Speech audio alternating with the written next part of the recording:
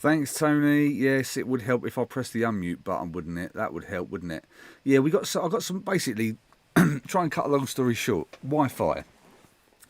I've changed my setup slightly. So for these live streams, I've gone for a different setup using Prism Live Studio instead of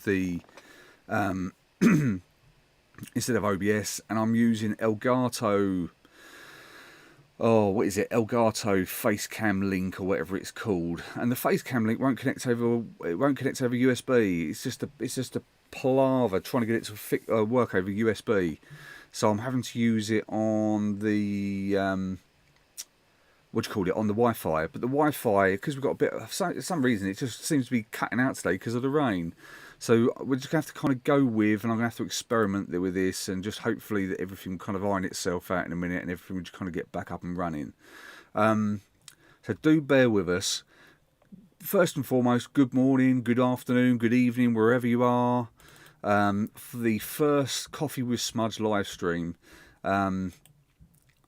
This is just a slightly new approach, and I wanted to just kind of get more of a bit of let's say a bit more of a relaxed atmosphere, to grab your coffee and just have a bit of a chat about audio and mastering. So yeah, happy Friday wherever you are, well, or Saturday depending on where you are in the world. I haven't been around for quite a while, so reason being is I've just released my first class via the Skillshare platform, which I'll give you more details of later on. And it's taken pretty much the first quarter of the year to kind of get that up and running. So that's now done. That's been released, which is all great stuff. I had a few different audio projects on the go in the meantime. I had my 40th birthday, and obviously last year we had baby Smudge, and my wife's now gone back to work, so we've had all those different things that we've had going on. So it's been a bit hit and miss. I thought, you know what, let's just jump on the live stream.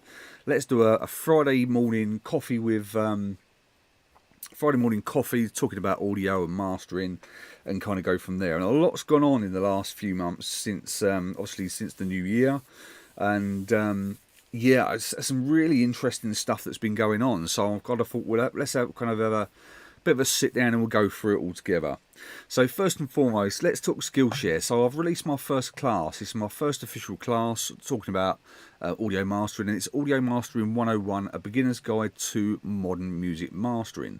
And what I want to do now is, just so you don't see my ugly mug, and hopefully we'll have less buffering going on, if I switch over to the screen cap, and let's go over to let's go over to the internet, and let's quickly do this. And I just want to make sure you're not getting the feed from Prism Live. So this is my new course. It's called Audio Mastering 101, a beginner's guide to modern music mastering, and I'm really proud of this. It's quite a short class. It's around about an hour and 13 minutes, but we go through lots. So we go through what you need for the course, what mastering is, and I'll cover the common terms associated with modern mastering. We talk about loudness normalization and the basic concepts of loudness normalization. So we go things through like LUFS and true peak, etc.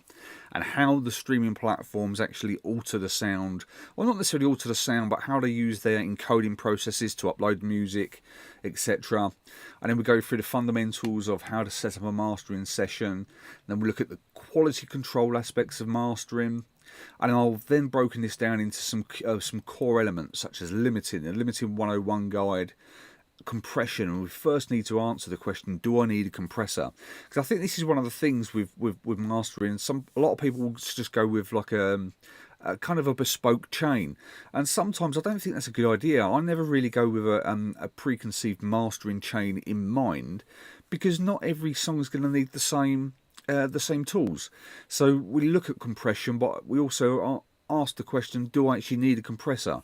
And we look at the considerations there. And then we look at equalization, and then we go into final export and rendering, and then the conclusion and closing. So it's quite a short course, but it's actually broken down into some real good bite-sized chunks. So as you can see here, the longest lesson is 12 minutes, but a lot of these are around the 5 to 7 minute mark, and it's just a really good course for the for beginners, just to get a real good understanding of modern music mastering, and it's the real core concepts. For this one, I've kind of kept it really really simple. So we're looking at just really 4 plugins or 3 plugins if you think. So we look at limiter, we look at compression, and we look at EQ. Those are the fundamental tools for mastering. I know you can add things like saturation or tape emulations or multiband compression, or you can look mid-side, etc., dynamic EQ. So there's loads of tools to use. But the fundamentals pretty much for modern music mastering are limiting, compression, and EQ. And I've broken this course down as well into a way where we look at using limiting first in the chain, because I think a lot of people struggle with really trying to maintain that dynamic range when it comes to mastering. And one of the fundamentals here is that they use the limiter last. And you know, I can understand the reasons why. But if you think about a mix, you've got your mix to a stage where you're happy with the mix, you then pass it over to mastering, or you do the mastering yourself. And if you then go through and add more compression and maybe some multiband compression, you've added in 2 other compression levels before you've even started limiting. And by using a limiter first, it really kind of gets you in that mindset of then questioning whether you need to add further compression, or if you do need to add further compression, maybe it's not on the entire master. Maybe you just need to compress certain elements, which is why I think certainly when you're beginning to learn about mastering, limiting first can be really crucial, because you can get your loudness up to a ballpark level before you even you know, start to think about compression, because limiting will generally, depending on where you are, it will compress the sound. So if you're then limiting last and you've already applied 2 compression stages before you get to limiter, then you're going to be reducing your dynamic range even further, which, you know, invariably can lead to a squashed overall master. So that's why I've taken the approach with limiting first in this particular course.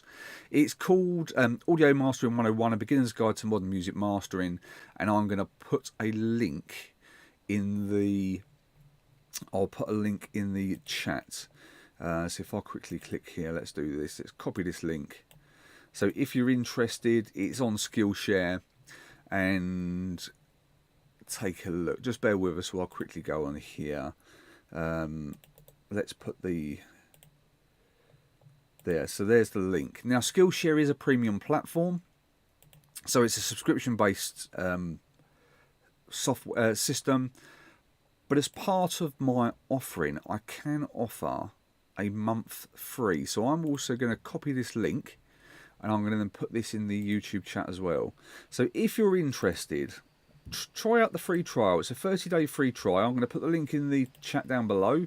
So that's also copied in the link here as well. So that is with Skillshare. I'll tell you what, Skillshare is a great platform for learning all about anything creative. So it's not just about audio mastering. You've got all sorts on here, whether it's video editing, you've got music production, you've got creative design, you've got if you want to become artist, you want to learn how to draw, or even things like copywriting, website design, and things like that. It's a real good platform for learning all creative endeavours. So that's why I really kind of chose Skillshare to release the first class. And it's I just think overall it's a great platform. I think it's price wise it's not that bad either. I think it works out around about $120 for the year. So it works out, you know, obviously less than $10 a month.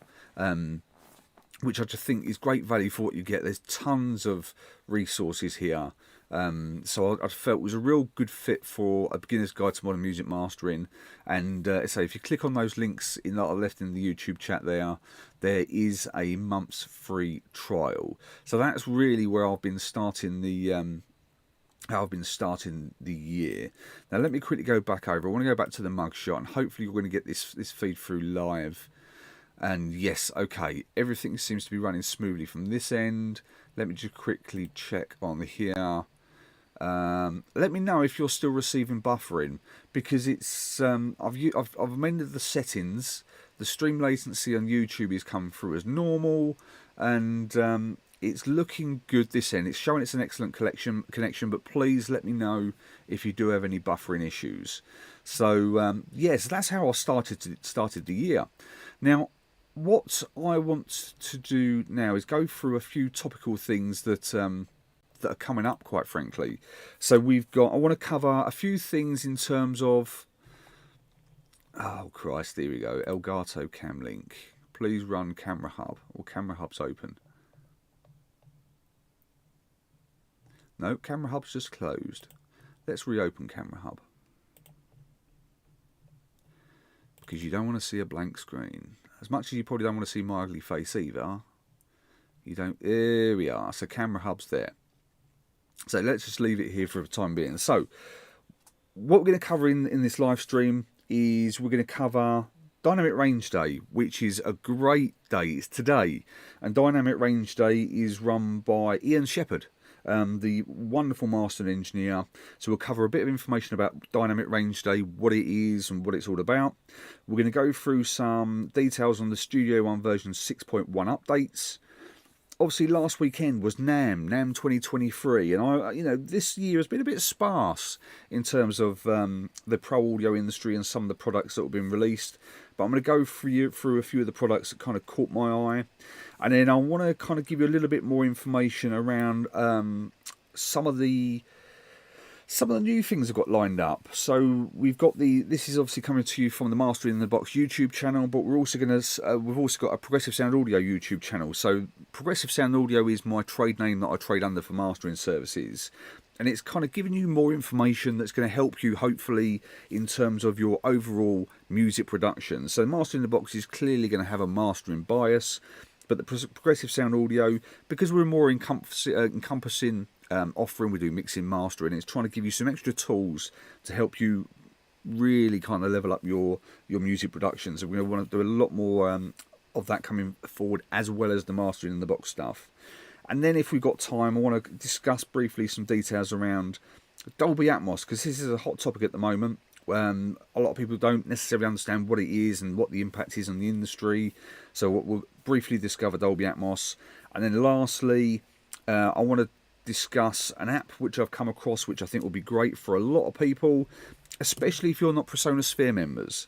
So if you're not a Persona Sphere member, or if you don't use Studio One, I think this could be good if you want to share files between different people. And I think that's obviously going to cover, there's a lot of topics to cover here, so we'll start going through bit by bit. So first and foremost, let's talk about Dynamic Range Day. So if I go back to I'm going to go up to the web. So hopefully you're now going to start seeing the web stream, and I'm going to go on to dynamicrangeday.co.uk or dynamicrangeday.com. Let me just check here. It's still showing as an excellent stream, which is great. So Dynamic Range Day. What is Dynamic Range Day? Well, Dynamic Range Day is an event. It's today. It is April the 21st. And Ian Shepherd, who's, once again, is not only a great educator, he's a fantastic person, a great mastering engineer. And he has put together Dynamic Range Day, which is all about championing and celebrating dynamic range over loudness. Now, obviously, there's been lots of information, lots of people have come up with lots of opinions about loudness war. So for those who don't know, loudness war is effectively something that used to happen where music was being made louder to compete with either other artists, other songs, or it could be broadcast, trying to get adverts louder than your competitors, because as humans we perceive loudness to be better. So it was this big almost drive, let's say, to kind of make everything louder to try and get some kind of competitive edge. And obviously that's changed somewhat with streaming platforms, with loudness normalization, and obviously when you've got legislations like the ITU 1770 and EBUR 128 for broadcast medium, there's been a real modern drive now to try and cap, let's say, the loudness wars, and it's certainly starting to have some impact. And it's with all this in mind, the whole ethos around dynamic range is to make better sound, to make better music. It's not a case of everything has to be as loud as it can be, because sometimes actually when you're talking about music is art, it's storytelling, and when you're trying to tell a story, you want to have emotion in your story. So by having dynamic range, you can really emphasize emotion. So when you're thinking about whether it's your own song, whether it's one of your client songs, if you can incorporate dynamic range in your in your overall creation, it's just going to create much more emotion to the end user. So you're going to get much more engagement from the listener. And that's what Dynamic Range Day is all about. It's promoting dynamic range over using loudness for loudness sake. So here we are, it's on dynamicrangeday.co.uk, but there actually is a direct link. So it's dynamicrangeday.com. That's probably the easiest link. And it takes you to the Dynamic Range Day website. And there are going to be live streams throughout the day. So you can see on this, it's got watch all the 2023 live webcasts and replays here. It's all going to be on here. And there's the Facebook page as well. So facebook.com/Dynamic Range Day. And there's going to be loads of live events. I know Ian always puts on a lot of great events throughout the day. And it's going to be talks around dynamic range, and invariably he's going to have all sorts of people involved having these chats. And I know that keep a look at, I don't know the exact timings, but I do know at 10 p.m. BST or British Summer Time as it is now, or GMT, 10 p.m. is going to be the main event. So if you're interested in finding more about Dynamic Range and the Dynamic Range Day and what it is, what its message is, then check it out, facebook.com Dynamic Range Day or dynamicrangeday.com, because it just really starts to get you thinking about music in a different way. You don't have to always make things loud. Now Ian's not one of these people that's going to say to you everything should be at -14 lufs, because he doesn't agree with that, but he agrees in making the song sound great first, rather than sacrificing the song for loudness sake.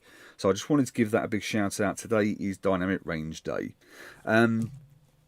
Next up, let's have a discussion around the Studio One version 6.1 update. So I just want to check the stream here. It's still showing excellent connection.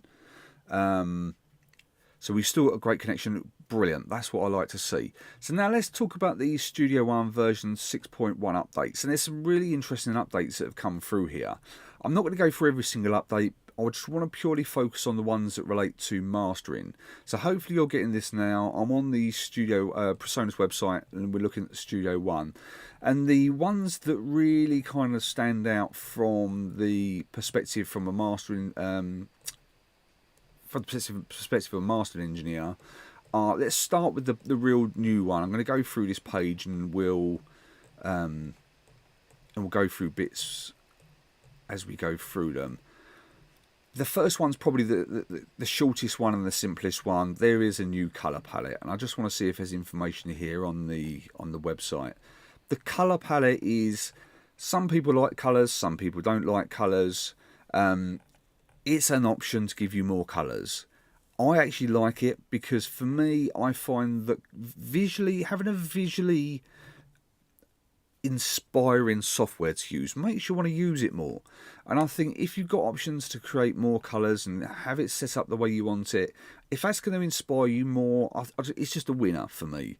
If colours aren't particularly a thing, then obviously it's not something that's going to be for you. But for me, I do find having a software that really allows you to just be inspired by it will just help you, create better music all round. And it's just that visual. I know we don't master and we don't engineer with our eyes, but sometimes just having something more visually appealing is just going to be, for me, I just think it's going to create a more inspiring workflow. And there's nothing on here about probably what's new. Let's have a look here. What's new?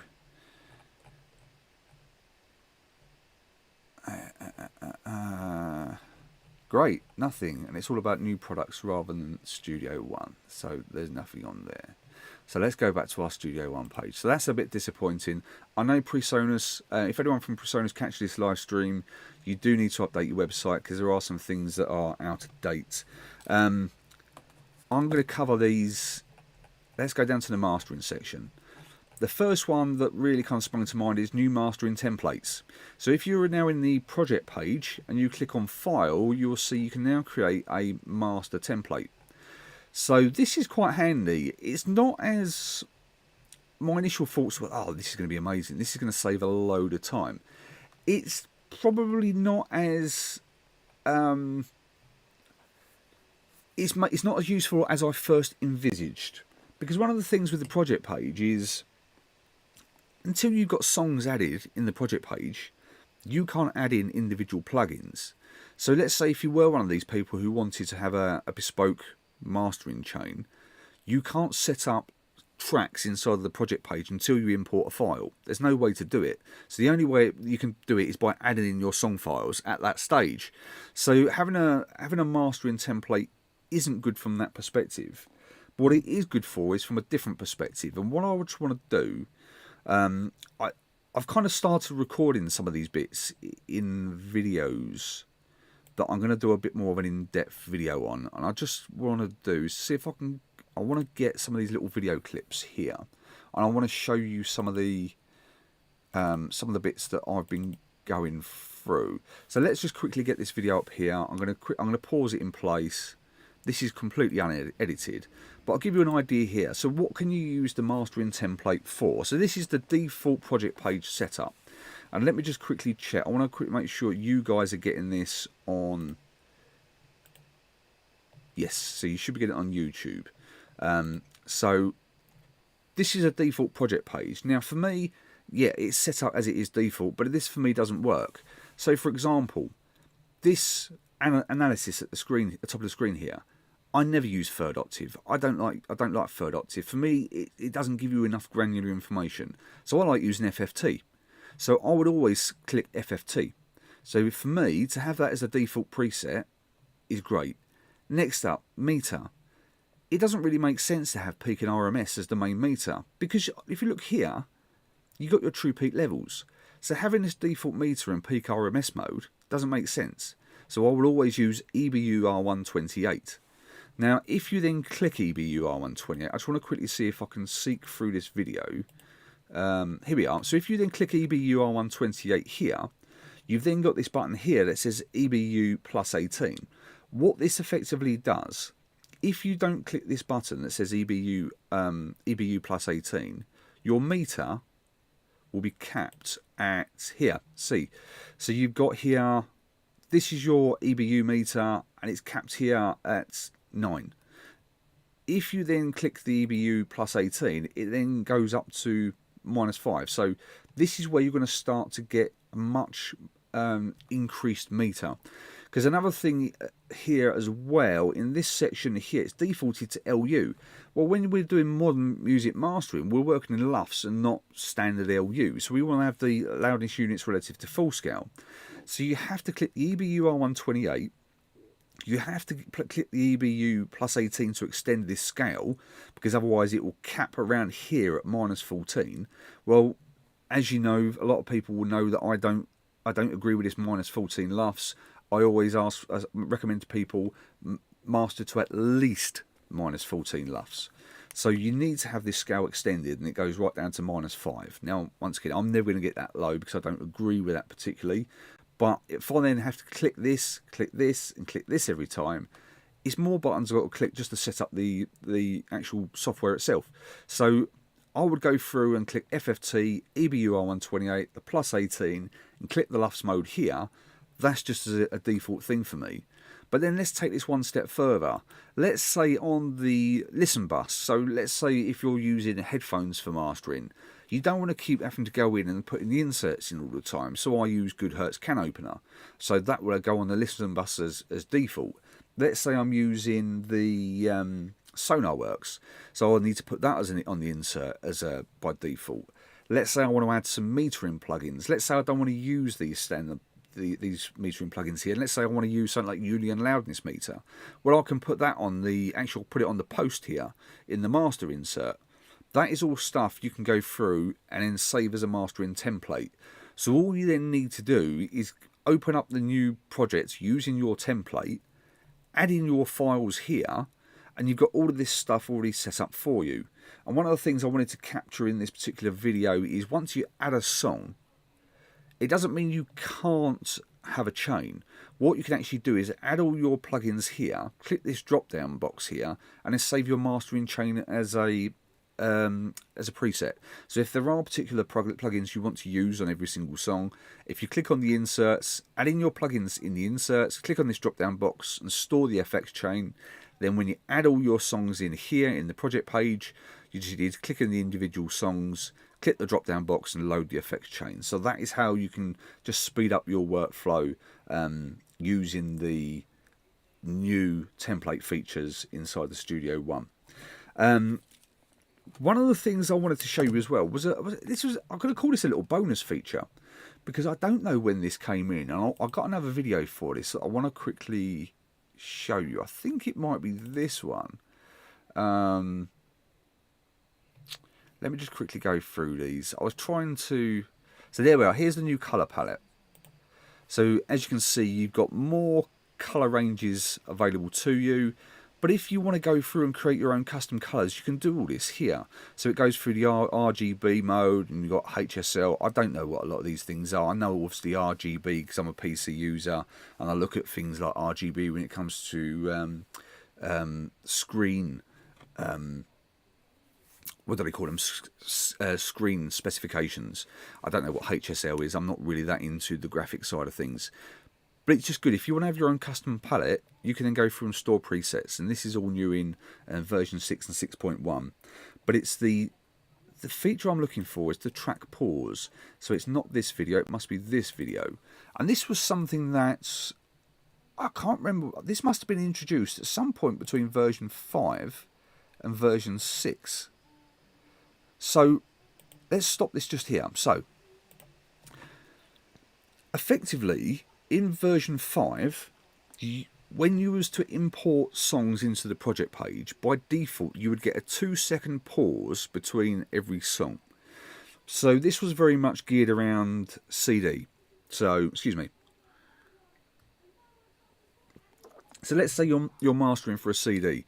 You'd want to have a pause in between each different songs, or for vinyl, so that the track flows between each song for that particular medium. Well, now with modern music and with streaming platforms, you don't necessarily need a pause, because you're just exporting your files as singular WAV files and uploading them that way. So Studio One, at some point between version 5 and version 6, they took away the pause. They stopped using that as a default setting, and I can totally understand why, because most people can use upload their music to streaming platforms. So what you'd have to effectively do is, if you wanted to have the pause, is you'd have to basically drag these clips and then reset the marker. So if you see here, this is what you'd have to do. You'd have to basically drag this clip here, move it along, and then reset the marker, etc., etc. But I found a button, and I don't know when this was introduced. So I'm putting this down as a bonus feature. And it's around here. So if we look... here we are. So if you actually look on the project page here, so I've got all the different songs shown on the screen here. And these songs are the songs by That's Formato Effect. Tony, can you put a link into your link tree? So That's Formato Effect was... is an artist that I've been working with, Tony Ross, who's a great supporter of the page, a good buddy, and someone I want to introduce you to later on. He's the producer, and he classifies him as maker of other noises, which is good fun. But he does such a great job in producing and mixing these songs. He's done wonders here. But That's Formato Effect, and the album is called Where Are the Angels. So if you see here, so this is where I've had to drag the clips. But on the project page, once you actually import the songs, you get these little icons here. So you've got this little, it looks like a dash, and then almost like a bigger rectangle. If you click that bigger rectangle, it changes your view here. So it extends the track view out. So not only can you see the length of each individual track, this setting here is the pause. So rather than clicking and dragging, all you have to do, if you want the 2-second pause, you click this box and type 2 seconds. So at default now you'll see it set to 0. This is where I had to click and drag it, and you can see it come up 4.8 because it's not very, clicking and dragging isn't a very efficient way to do it. But if you want a 2-second pause or a 1.5 second pause, you click in this box, type in what you want, and it sets the pause for you. And it's just you do this by just clicking this box here to extend this view out. And it just makes that so much easier. So I'll put that down as a bonus feature. I don't know when this was introduced. It might even have been 5.5.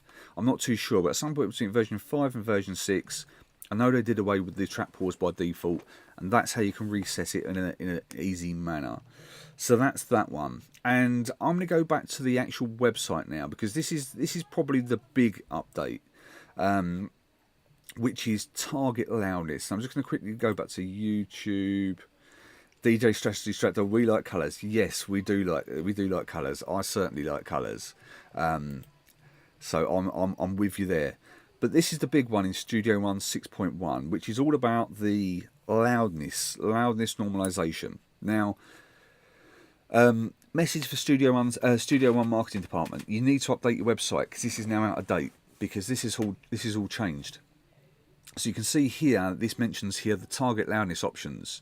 This is no longer the case. So this is no longer valid. So what do I mean by this?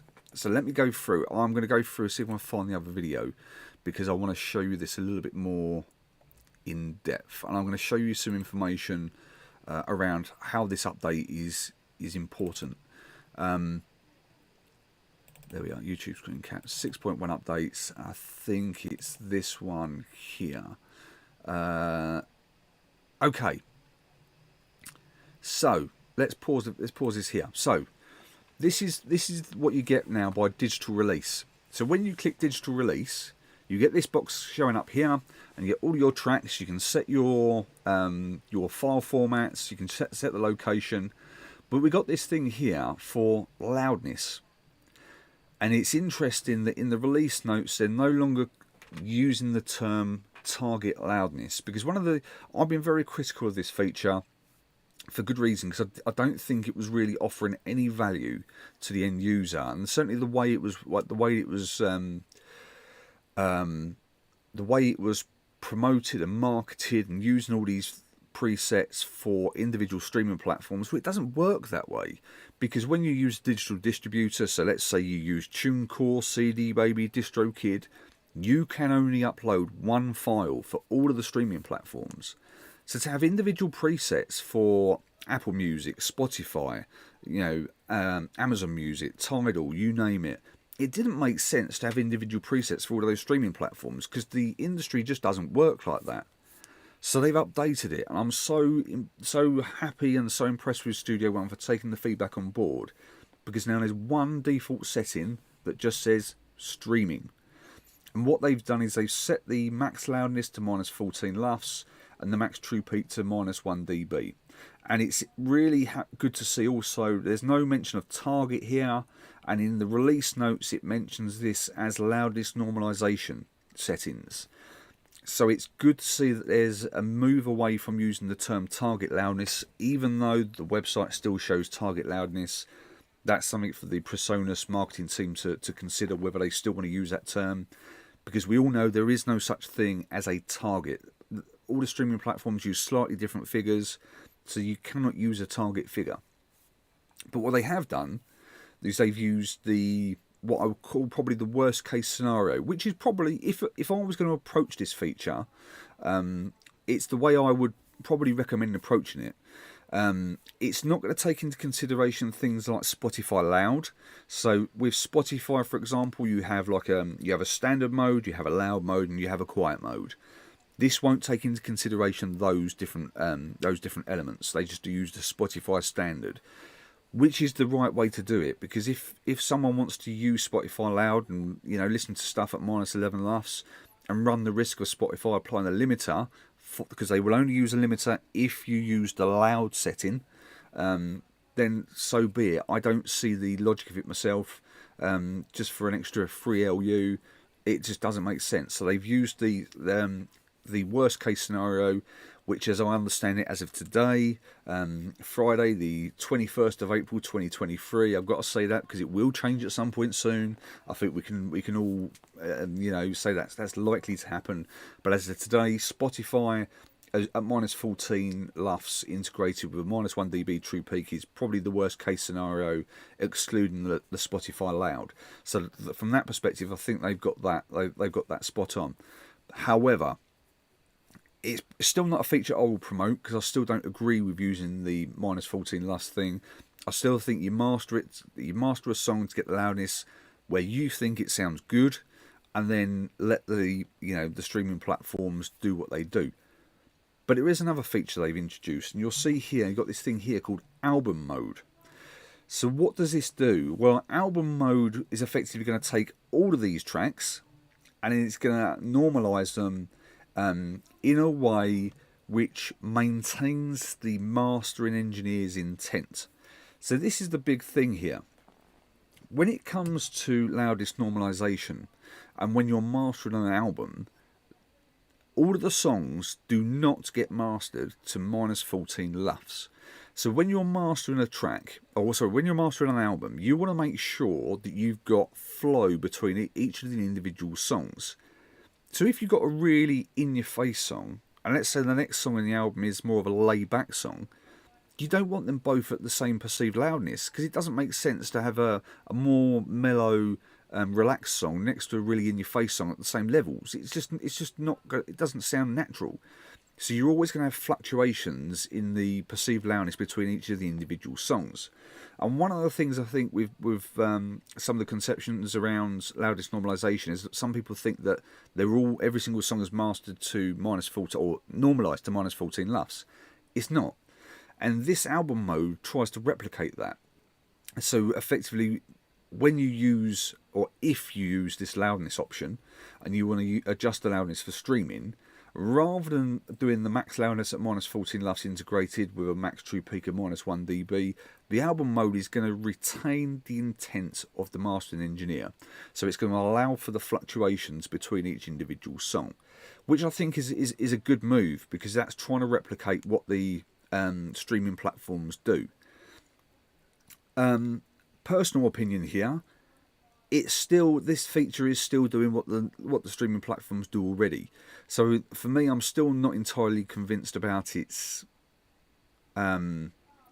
usefulness. It's not something that I would use, put it that way, and I will show you why in a second. But I do want to show you some results which I found from my testing so far. Don't forget to drink your coffee. Don't forget to drink your coffee like me, because mine's cold.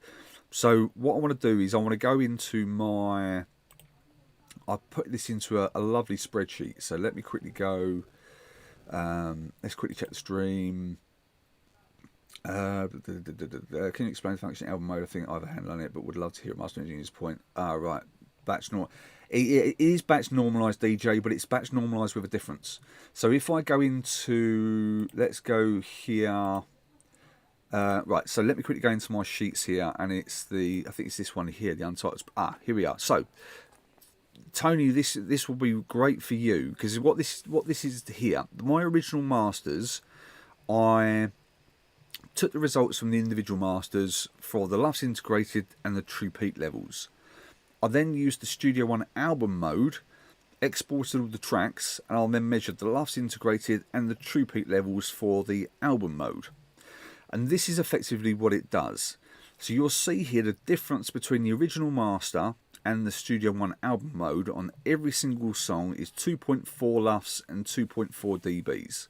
So the album mode has made every single song 2.4 dBs quieter. Why has it done this?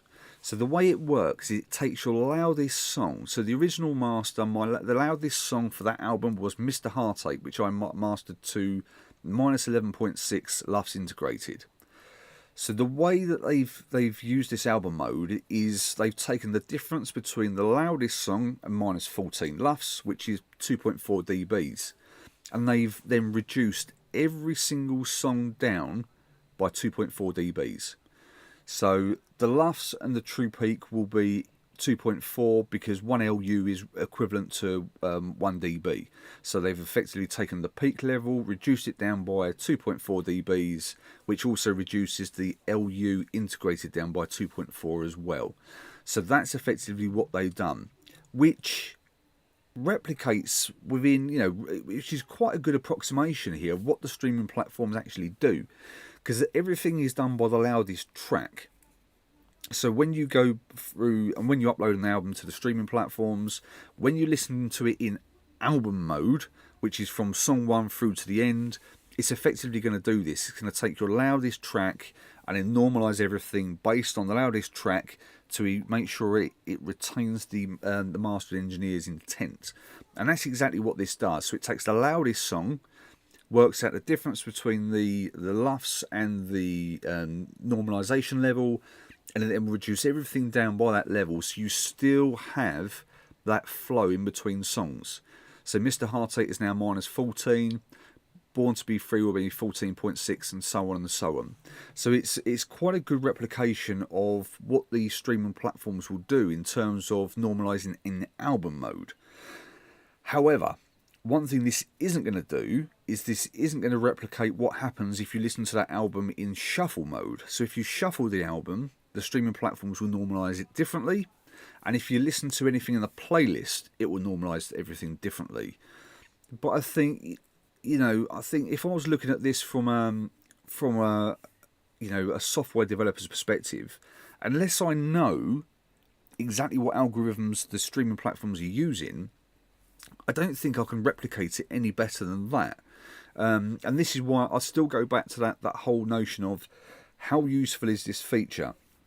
For me, I can't really use it, because if I was to start delivering, let's say I deliver masters to a client using this, album mode, and let's say a client sees this and says, why have you mastered something to -15.4 LUFS with a true peak level of -3.3 when streaming platforms will normalise to -14?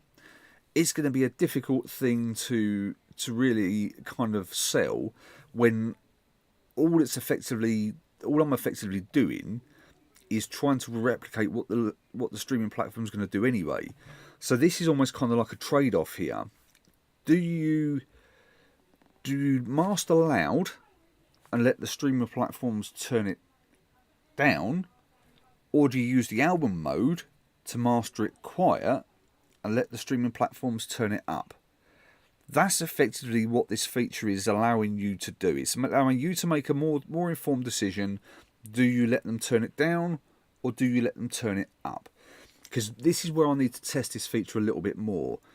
The one thing I need to work out is the starting point for the streaming platform. So what do I mean by the starting point? Do all of the streaming platforms take the loudest song and then normalise that to -14 LUFS, or do they normalise the loudest song louder than -14 LUFS, but have the mean average of the songs over the duration of the album have the mean average at -14 LUFS? I suspect it's going to be a bit of a mixture of the two, depending on what the streaming platforms will do. So I don't think whatever Studio One is going to do with this feature, I don't think it will ever get 100% accurate, just because there's so many variables in play. But what I think they've done is they've even introduced a feature here that just gives the end user an option to, do you want the streaming platforms to effectively turn your music down, or do you want them to turn it up?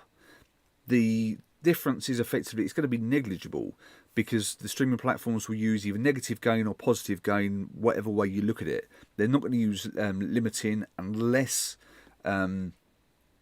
it gets to a stage where you're using something like Spotify Loud. In fact, that's pretty much the only way that you're going to use a limiter. My big reservation with anyone using -14 LUFS and the 1 dB true peak is if you get some. It's all about the true peak levels, effectively. If you've got headroom in your true peak levels, so let's say if they're going to use, if the streaming platforms use the -1 dB true peak as the ceiling for the encoding, so that's why we have to allow a little bit of headroom there. So when it goes through encoding, it's not going to introduce distortion into the actual song itself, because there is going to be a volume impact on the true peak within sample peaks, etc. So they need to allow a buffer so you don't get distortion when it goes up to the streaming platforms. And that's my biggest issue with using the 1 dB true peak, because if you're, say, at -16 LUFS with a -1 dB true peak, they can't turn it up because they've already hit the ceiling, therefore you'll always be quieter. I suppose by making it quieter in the first place, we know by the album mode on this particular album we've got headroom here. We've got a couple of dBs worth of headroom, so it's still going to allow the streaming platforms to normalise as they see fit.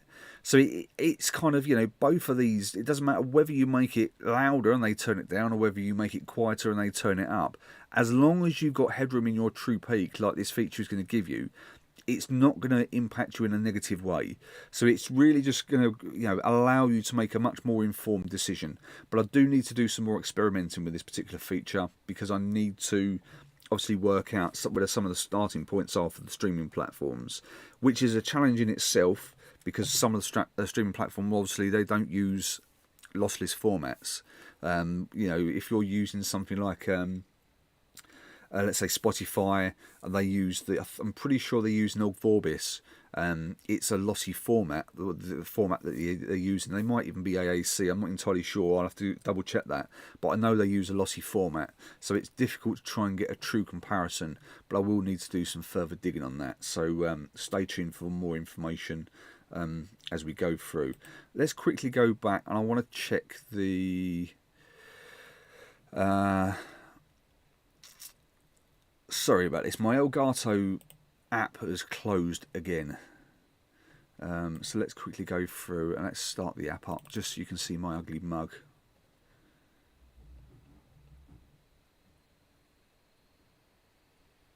There we are. And if I change that back to mugshot, and I'm back. So hopefully this is now going to come through on the live stream. Let's just have a quick look. So I just want to check the questions here. So Tony, does that cover all the questions you got regards to album mode? That might work for us beat makers, just sending out beat packs. It could well do, but I do think the thing that they are, you know, they're trying to. I think we have to kind of give them kudos, because they're trying to come up with a solution, and all the time they're trying to come up with a solution. I think it's good that they're actually trying to look at different ways to incorporate loudness normalization into the workflow. Hi Nick, hope you're well, mate. I haven't spoken to you in a long time. Hope you're doing well. Would love a copy of that spreadsheet. For me personally, I prefer to upload tracks at the volume level intended by the mastering engineer. Yeah, I mean, it really, them turning it up makes me nervous. It's I wouldn't be too nervous about it, because they do, with streaming platforms, they've gone away from using limiters. So the thing that is pretty much positive and negative gain that they're using now. So sorry, I'm just looking in the corner of my eye here. This Elgato camera thing is awful, because I can see that my video's buffering. So I might just have to turn it off and just go back to the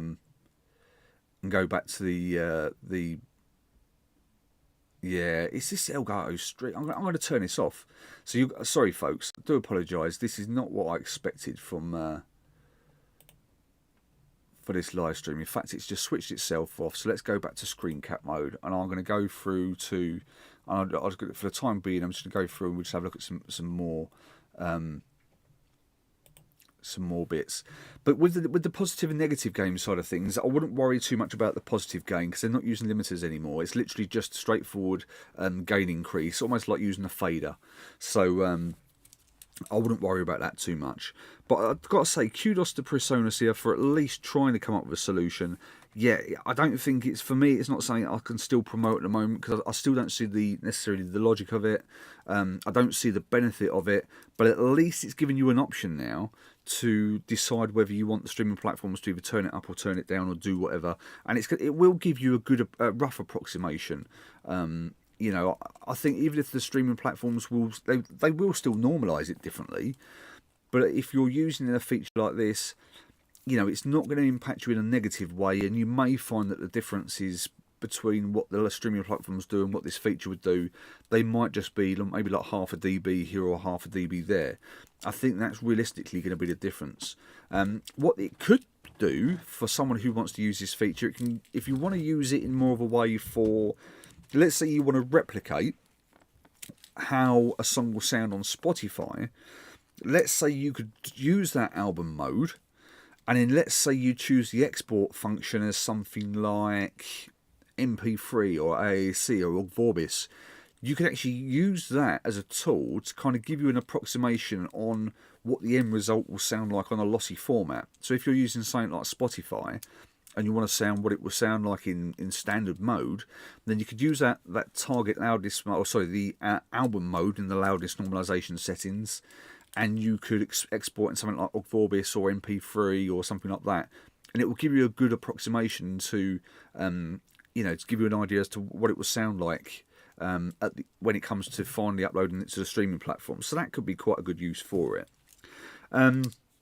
Right, so that's the Studio One version 6.1 updates in relation to a mastering context. Next up, I want to briefly talk about Namm, and I'll quickly go through this. I will very quickly go through this. I'm just appreciative of time, and I want to let people go back to their days. But the first one here I want to show you is GPU Audio, GPU.audio. And what these guys are doing is amazing. I'm yet to really test it out because my PC is running an AMD graphics card. So what GPU Audio does is it effectively takes the heavy processing that would originally have been on your CPU, and it transfers it over to your GPU. For the time being, they're releasing products on a free beta program. So far I think they've got some reverbs that they've released, and I know that they were talking about, in fact, let's have a quick look here, free plugins. They've got space and time, so there's a delay, there's a reverb, and there's a convolver. There's chorus, phaser, flanger.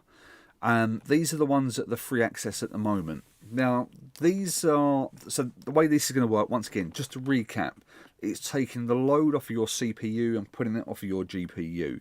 The reason why I haven't tested it at the moment, because I need to check the most recent updates, because even though they support AMD GPUs, when I last looked, you had to use a specific Pro driver. And I didn't want to start getting around and messing around with all the drivers at that stage, but it covers NVIDIA GPUs, AMD GPUs, albeit last time I heard with the Pro driver.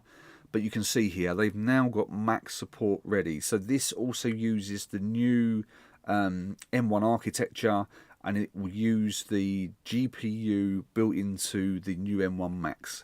So you can start using these plugins here. There is a new product that's just been released. I'm trying to think who it was by. It may show here on this products section here. One of the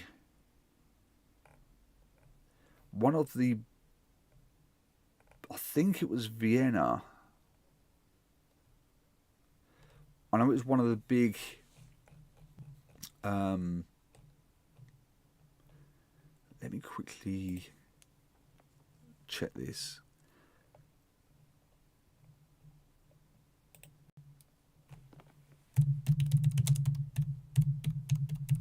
I'm pretty sure it was something like Vienna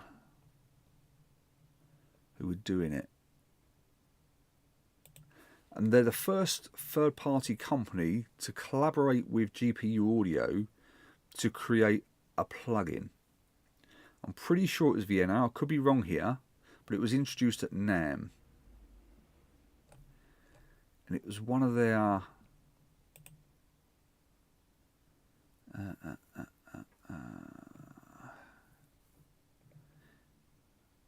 it's not the Synchron.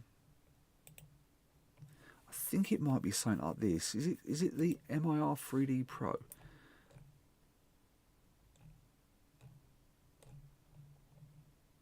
Come on, MIR 3D Pro.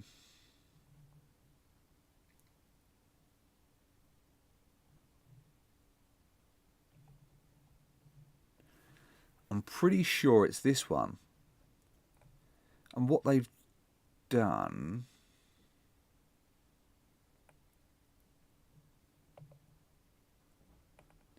Let me quickly double check this. Because this was introduced at Namm.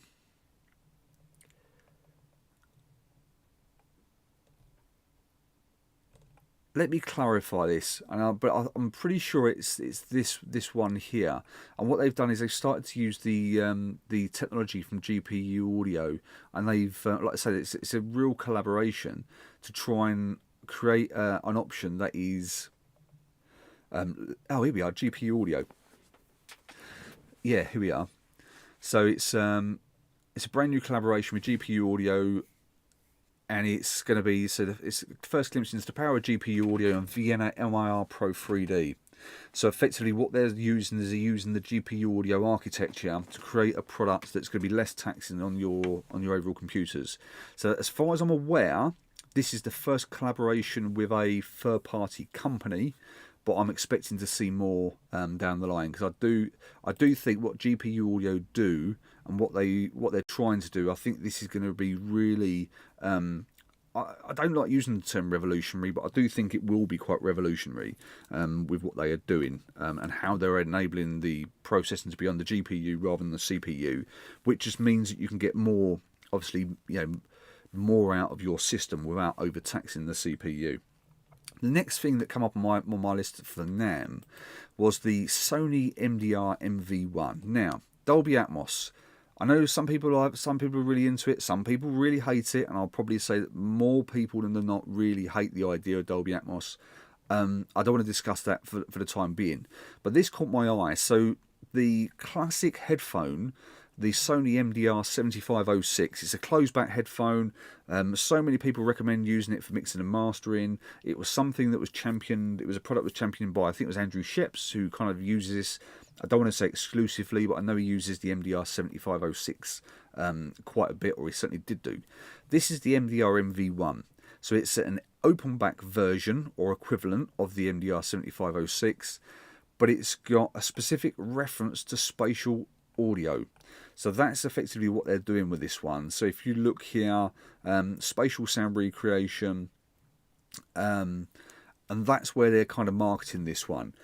And I can see products like this really kind of focusing or giving a solution to people like me, for example. I don't have the money or the capacity at the moment to start having a 714 setup. So having 12 speakers in this room is just not, it's not something I can do at the moment. So I really want to explore, in fact I'm going to explore, and I'll discuss this a little bit more later on, the possibility of using Dolby Atmos in headphones. So when I saw this, it kind of sparked a little bit of a thing for me. Now, there'll be news on, I'll explain a bit more about this later on. There are other solutions than the MDR MV1, which I'm really happy about, because I've got a collaboration coming up, which I'll explain more in detail soon. But this one kind of hit my mind from Namm. The next one I want to show you was the information from Icon Pro Audio. Not many people know too much about Icon Pro Audio. They're a hardware manufacturer, but they do more around things like control surfaces and things like that. But they've got some real good stuff coming out this year. So obviously they've had control surfaces for some time. The QCon range has been out for some time. For those who use things like the fader port, this is going to be in that equivalent kind of mindset. But these, you see here, you've got all these aluminium panels, so they do the preset buttons for all different DAWs. But I looked at the Icon Pro Audio stuff, and I see some really good stuff. You can see on here they're starting to come out with some new interfaces, and they've got, you know, record interfaces for streaming, interfaces with DSP, streaming accessories, and they're expanding their control surface lines. You can get things like digital displays and extensions for these controllers. I just looked at it and thought, they're kind of taking it to that next level, where you've got someone who wants to do things like mixing and mastering, but you know, they don't want to have, they can't afford to have, you know, let's say a console in their room. Having some options like this, where you can get control surfaces with expansion slots and having that multi-door compatibility, I think they've got a really good idea with what they're doing here, and it doesn't limit you to an 8 fader setup or a 16 fader setup. You can get expansions for these. So if you want to start with an 8 but then get an expansion, you can do that. So do that down the line. And the fact that they're introducing the digital displays with all of these is starting to. I think that's quite a good product for a lot of the market. So I wanted to kind of highlight this one as well. So look out for that one as well, Icon Pro Audio. And the last one that I wanted to show you is, let's quickly close down some of these tabs, is this one here, Jacavi acoustic panels. Mastering, you need to have a good environment, and for a lot of people, I do think mastering with headphones is probably going to be more beneficial depending on what room you're in. But this company kind of, they took acoustic panels to a much more, they kind of almost, I want to say they took it to the next level with some of their designs, and they got these acoustic shells, and some of the designs, you know, acoustic panels can look a bit meh, you know what I mean? It's kind of, they sometimes they can't be, not very inspiring. But what they were doing here was coming up with some products that kind of adds in that little bit of wow factor to make your studio stand out. So if you've got a studio space and you're looking for some acoustic panels, it might be worth looking at these. This is at jacavi.net, and they've got all sorts of different panels and things here. I think they do a lot of these custom and bespoke, so depending on what you need, it might be worth having a look. I don't know pricing, and you know, as for the quality, I don't really know, but it's one that caught my eye. And I know that they, from the information that I've read, is they use a lot of these panels are in lots of different studios, so I would anticipate the quality is going to be, you know, it's going to be good. But might be worth a look. It's just something that caught my eye. So if you're in an environment and you're looking at different options, then maybe check out jacavi.net for some of the options there for some of their panels, etc. So that is the roundup from Namm. Let me quickly go back. I want to check some of the notes here. Of course, yeah, Tony will sort that copy of that spreadsheet out. So I'm buffering. It's showing I'm buffering again. It's showing on YouTube. Got an excellent connection here. Let me know. Elgato webcam is killing your internet feed. I've killed the webcam, and I'm for the time being. I'll just put some pretty pictures up on the internet. Yeah, GPU plugins, DJ. I think it really can be game changing. And Tony, yeah, I think my GPU equivalent is integrated as a single board circuitry on MacBook and would be used for a GPU plugin left the M1 chip RAM to do its thing. I know they've done so much work with the M1, so I just think GPU audio, what they're doing is going to be really, really good. What did I have next to talk about? Right. So you don't see my YouTube, just my YouTube page, and why I'm going through these bloody pains in the backside with my camera. I'm just going to get the website up and running here. It's Progressive Sound Audio. So next up I want to discuss, this is a little bit of a plug, but a little bit of a plug with a difference. So Master in the Box. Master in the Box is a brand that I'm continuing to use. So Master in the Box is very much geared towards the education around digital mastering. However, I'm broadening my horizons because I really want to give as many people as possible the information that they need to create better music, not just around mastering. I'm a mastering engineer, I offer mixing services, I mix music as well, and it's great to have Tony on board on the live stream because Tony is not only just a great chap, he's a fantastic mix engineer, and we've been speaking about different collaborations, and Tony's going to be joining me with helping with the Progressive Sound Audio brand with some of the YouTube content. So this is where it's all good. This is what we're going to do. We've got a Progressive Sound Audio YouTube channel. There's no content on there at the moment, but we are working through some plans on what kind of content we're going to introduce. But it's all with a mind around helping artists create better music, and whether that's going to be around the mastering, whether mixing, or whether it's a bit about production or some of the tools that you may feel you get used from. So we're going to start to use the Progressive Sound Audio for the more broader support for artists. So it doesn't make sense to do it on Mastering in the Box because it's very much geared towards doing all the bespoke mastering stuff, but we're going to start to build up the Progressive Sound Audio YouTube channel. So it is youtube.com /c/Progressive Sound Audio. So we'll be starting to release some content on that channel soon. So Tony is going to be on board. I want to get him doing some more stuff. He's very keen to help out with some of the mixing stuff as well. So hopefully we'll start to see more Tony on some of the on the channels and involved with some of the collaborations and things like that.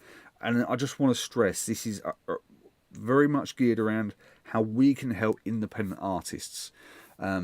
You know, I can't stress this enough. The passion that I have around not only mastering them with the education around mastering, it's all around helping create people help people create better music. So if we can introduce some more wider content around, say, mixing, production, some of the tools, what we think's good, what we think is maybe not so good, and kind of give that direction, and that's really what we're going to do with the Progressive Sound Audio YouTube channel. ProgressiveSoundAudio.com is up and running. That's where you can find details about my mixing and mastering services. The links for Mastering the Box are also in there. So if you go to education, there's got the courses link, so it will go through the details of the new Skillshare course. And it also, if you want some one-to-one bespoke mastering sessions, I offer those services. Or if you just want to watch YouTube stuff, the link's all on the website, ProgressiveSoundAudio.com, and it's under the Education tab, and you'll see it's all under the Mastering the Box brand there. So that is all about the Progressive Sound Audio.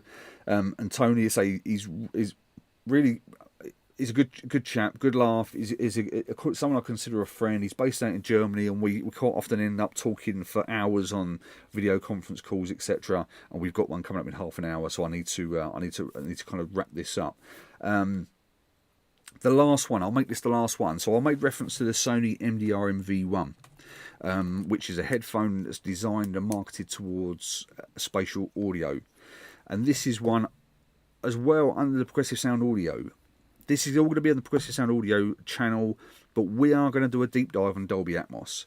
This is not going to be something where I say Dolby Atmos is fantastic, you got to do this, you got to do that. This is going to be an impartial look at Dolby Atmos. And it's going to be what it is, what you can do with Dolby Atmos, what you can't do with Dolby Atmos, because there are quite stringent rules around measurements for loudness and things like that. But I want people to understand there is so much misinformation that you have to do. People feel they're being forced into a corner. That's going to turn people off. So what I want to do is give an impartial viewpoint, what it is, to educate people about exactly what it is, so they can make a more informed decision as to whether they can start looking at using a Dolby Atmos setup, or whether they can start offering a service for Dolby Atmos mixing and mastering moving forward. I just don't want people to think that you have to have this gear, you have to have this, you have to have that, because I think there's a lot of solutions that are coming out at the moment, which is my next point. I have partnered up once again with Olo Audio. So a couple of years back, I did a review of the Olo Audio S4X headphones. They have a brand new model called the S5X, and I've got it here. And this is the Olo Audio S5X with a distinct focus on binaural immersive mixing and mastering. So for those who don't know about Olo Audio, they're based in Slovenia, and they make some wonderful headphones. The S4X were amazing. And these new headphones are, once again, focused on immersive mixing and mastering. So I've got a pair of these coming to me. They should be with me, I think it's Monday. So I'm going to get myself acclimatized with these headphones. I'll be doing a full review of these headphones, as well as featuring them in different aspects on the Dolby Atmos journey. I don't want people to think that I'm going to be sitting here saying you must do this, you must have this 12 speaker setup. I think there's going to be a real market for offering Atmos services using headphones, and I think this could be a great option for so many people and give them a gateway into Atmos, where many people may have felt kind of pushed out by this whole notion of you have to have this 12 speaker setup, and they've got to cost thousands of pounds for you to be qualified as offering Atmos services. So I think products like this, and Olo Audio as a brand, I think what they do is amazing. They really, I don't know, when you kind of get that feeling and vibe of a brand, well, I get this feeling and vibe from Olo Audio. When I spoke to them about the Olo Audio S4X, I had the same feeling then, and I got the same feeling now. They're just offering products that are of top quality at a great price. They're not £100, not $100. They're going to cost you about, around the $450 range. But let's be clear. They're not also in the Audeze range. They're not also in the high-end Hi-Fi Man range. They're not a planar, so they're not going to be a planar magnetic offering. But for a quality to price ratio, these are in a price. These are in a market their own, because they are that good, and for the price, you know, I really think these are going to be a great solution for many people. So I wanted to give a shout out to All Audio. There will be much more information coming very, very soon. My unit should be turning up on Monday, and I can't wait to get going with the review. So it's 10:30. I've been waffling on for an hour and 15 minutes now. My Elgato thing is just it's crap. I've closed it, so you can't see my ugly mug, which you may see as a blessing, you may see it as a curse. I'll leave it up to you to decide. But has anyone got any questions before I kind of call this a day?